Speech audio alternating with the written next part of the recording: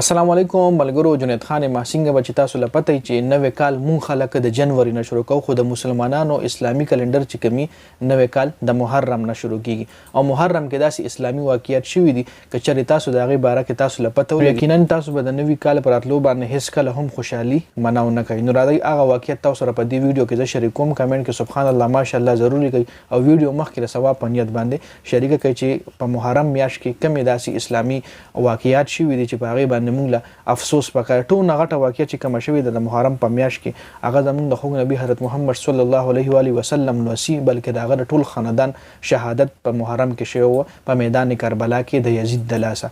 داسې نور هم واقعیات تاسو سره شریک کوم چې د آدم علیه السلام توبه چې کوم هغه په هم په محرم کې قبول شوی و او د آدم علیه السلام او د بیبي حوا ملاقات چې کوم دی هغه هم په محرم کې شوی په میدان عرفات کې. دینه علاوه په 10 محرم د نوح علیه السلام کشته هم ودرېدلې و د کم پهاړ جودي پهاړ باندې د نوح علیه السلام کشته ودرېدلې و په 10 محرم باندې. په 10 محرم باندې موسی علیه السلام سمندر پار کړ او فرعون غرق شو.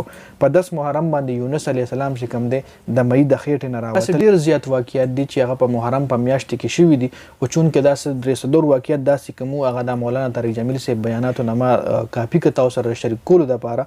نور زموږ د خوږ نبي خاندان له الله پاک دومره غټ مقام ورکړی ګوله په ټوله دنیا کې زموږ خوږ نبي حضرت محمد صلی الله علیه و آله وسلم د پیغمبرۍ دپاره الله پاک سلیکټ په ټوله دنیا کې الله پاک چې کوم دی د قریش خاندان سلیکټ کو چې په قریش په خاندان کې د هاشم خاندان د محمد صلی الله علیه و آله وسلم خاندان الله پاک سلیکټ کو. حضرت محمد صلی الله علیه و آله وسلم د دنیا لپاره الله پاک د رسالت یو ذریعہ وګرځوله د دې دنیا د چینج لپاره، د دنیا د ریولوشن لپاره، تبدیلی لپاره، د اسلام راوستو لپاره الله پاک حضرت محمد صلی الله علیه و آله وسلم ته رسالت ورکو.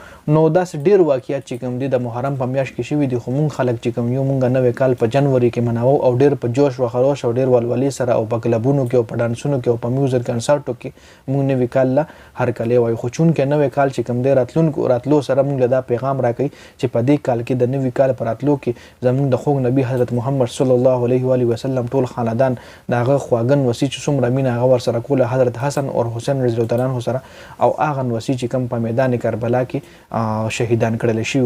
نو دا موږ له دا پیغام راکوي چې داسې ډېر واقعیت دا خو تاسو سره ما درې څلور واقعیت شریک کړه. داسې ډېر واقعیت دي چې هغه په محرم کې شوي دي. کینې اسلامي میاشتې خو 12 میاشتې څنګه چې انګریز د شمسي ګوره کلندر چې کوم دي کلندر دوه کلندران دي، یو د انور کلندر دی چې هغې له شمسي ویلی شي، یو قمري دی د سپوږمۍ کلندر. اسلامي کلندر چې کوم دی هغه د سپوږمۍ کلندر فالو کوي، سپوږمۍ فالو کوي، د سپوږمۍ موومنټ فالو کوي.